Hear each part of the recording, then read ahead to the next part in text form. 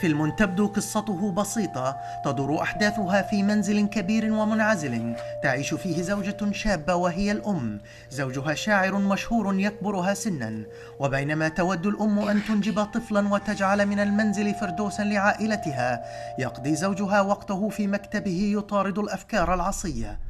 وعندما يأتيهما زائر غريب يرحب به الشاعر ويطرب لإعجابه بشعره رغم اعتراض الأم وتحفظها. ثم تحضر زوجة الغريب، وسرعان ما يستبيح الغريب وزوجته المنزل، ويخترقان خصوصيات الأم وزوجها مما يثير انزعاجها منهما، لكن زوجها يتجاهلها. ومن هنا تتوالى سلسلة من الأحداث الغريبة والسريالية، عندما يدعو الشاعر إلى المنزل أمواجا من معجبيه الذين يثيرون بمنزله فوضى ويعيثون خرابا، ويتجاهلون الأم التي تتوسلهم بأن يكفوا عن تدمير فردوسها.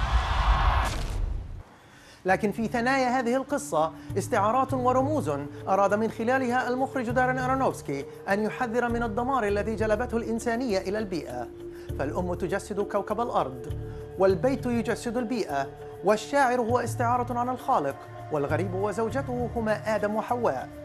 ومن أجل جذب اهتمام الجمهور وإثارة تعاطفه مع الأم، اختار أرونوفسكي أبرز نجمة هوليوودية جينيفر لورنس لأداء دورها. ومن حسن حظه أن لورنس هي أيضا ناشطة بيئية، وقدمت العام الماضي التعليق في الفيلم الوثائقي كوكب جميل الذي كشف عن تأثير تلوث البيئة على كوكب الأرض. Do you really understand his script when he presented it to you? Yeah, I signed on before I read the script. He told me the allegory, he told me his ideas. And he and I are have really similar kind of political views and environmental views. So I was on board, and I also just trust him. And then when I read it, I thought it was a complete masterpiece. Is it important to you, the director of a project that That's you the take most on? important thing. And I've made the mistake before of saying yes to a script that I really liked and not really knowing anything about the director, and that's a huge mistake. First, you look at the script, you love the script. With your influence now, can you just ask to change the director? Yeah, now I can. لورنس معروفة بتحضيرها المكثف لأدوارها، فقبل أسبوع من تصوير فيلم بطولتها الأول وينتربون عام 2010 الذي لعبت فيه دور فتاة أوزركية تبحث عن والدها، عاشت مع عائلة الفتاة وتدربت على القتال وسلخ السناجب وقطع الحطب، وأهلها الفيلم لأول ترشيح لجائزة الأوسكار وهي في 19 من عمرها. كما أجرت في عام 2012 تدريبات على اليوغا ورمي السهام وتسلق الجبال خلال تحضيرها لتجسيد دور المقاتلة والثورية كانتيس إيفردين في سلسلة أفلام ألعاب الجوع الذي جعل منها الأكثر دخلا بين أبطال أفلام الحركة في هوليوود، إذ حصدت السلسلة ما يقارب 3 مليارات دولار في شباك التذاكر. How do you prepare for the mother, or allegorically speaking, the planet?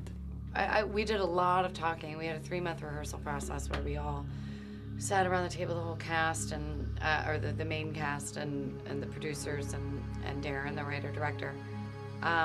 And we just talked, and we all kind of explored the deep themes, and we all got on the same page emotionally. But for you, how do you approach this kind of character? Do you have like a backstory? I didn't really know. How do you emote the planet? No, I've never really had a backstory, I mean, in any of my movies. And in a weird way, it wouldn't make sense for me to have a backstory in this movie because she's Earth, she's beginning, she's end, she's infinite. There is kind of no backstory. She just is.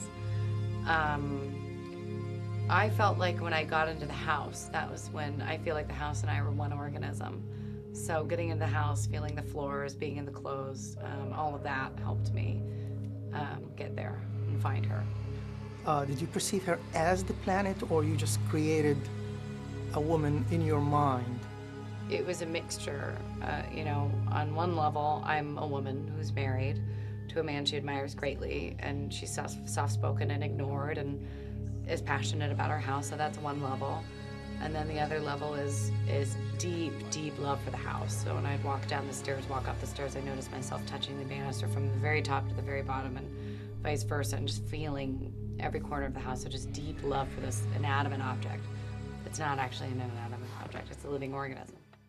66 دقيقة من فيلم مدته ساعتين تكون فيه الكاميرا مسلطة على وجه لورنس. ورغم أن الفيلم أثار الجدل منذ عرضه الأول في مهرجان فينيسيا السينمائي هذا العام، إلا أنه فشل لاحقاً في شباك التذاكر، ولكن لورنس تلقت المديح عن أدائها فيه. وعبر أرونوفسكي عن انبهاره بتمثيلها، كما فعل مخرجوها السابقون الذين وصفوها بأفضل ممثلة بين أبناء جيلها. من المفارقات أنها لم تدرس التمثيل أو تستخدم مرشداً لتطوير موهبتها. I have been trained, by directors. I don't just go on set and know exactly, what I'm doing and how to do it. I'm guided by amazing directors. So I can't really take all the credit. And I think it's mainly just about empathy and believing, really making everything true for yourself. ورشحت مرة ثانية عام 2012 لجائزة الأوسكار عن دورها في سيلفر لاينينج بلاي بوك وفازت بها، ونالت ترشيحا ثالثا عن أدائها في أمريكان هاسل في العام التالي، ورابعا عن دور البطولة في جوي عام 2015. لكن كان نجاح سلسلة ألعاب الجوع في شباك التذاكر العالمية هو ما جعل منها أشهر نجمات هوليوود وأكثرهن نفوذاً ودخلاً، إذ وصل دخلها الخاص إلى 46 مليون دولار عام 2015 و52 مليون دولار عام 2016، كما حصدت أفلامها 5 مليارات ونصف المليار دولار في شباك التذاكر، ومع ذلك لم تتوقف عن المطالبة بمساواة الأجور بين الرجال والنساء. You get paid more than maybe 99.9% of all men. How does it feel? Fighting for it when you know that those guys can't get anywhere near your salary. I earned it. I worked my ass off. I lived in a rat-infested apartment when I was 14. I shared food with a rat. I worked my ass off to get here. So I feel really proud. لكن للشهرة ثمنها، إذ تحولت حياة لورنس الخاصة إلى مسرح عام أمام الملايين من معجبيها، وفي عام 2015 اخترق حاسوبها وسرقت صور شخصية لها، فهل يعكس فيلم واقع حياتها؟ Not really, because to me the themes were so much bigger, like the creation and the demolition of the universe. The only thing that's really kind of similar with fame is people feel entitled all the time. Like that's a huge theme in my life, is people feeling entitled to absolutely everything, and they're not. What do they want? They've come here to see me. But don't you feel like this creator, this artist, people came to him seeking advice, as if the new celebrities are the modern prophets? To me, when I watched it, I saw people arguing over the definition and the meaning of the Bible. I felt like these words were written for me. I feel like it's this way. No, I feel like it's that way. To me, that was the beginning of religion. In your case, don't they look up to you for fighting for equal rights for women? Harvey Weinstein recently, people want to hear what Jennifer Lawrence was saying, as if people expect you to rise up and lead, like in that movie. That is true. But it's more of, you have this voice that everybody's going to listen to. So you can either use that, to your own advantage, which is fine. If people just want to if they just want people to go see their movies and that's it, and then I'm going to go home and I'm done, that's fine. That was my original idea for my career, but that is not what ended up happening. I don't know, I feel like, you have this voice. So what are you going to say? What are you going to do with it? Do you try to use it or exploit it for something good? Yeah, I try to use it for something good. To either bring attention to something that needs attention, like, the gender pay gap, or to give support to women and girls and try to prevent, something like this happening again with Harvey Weinstein.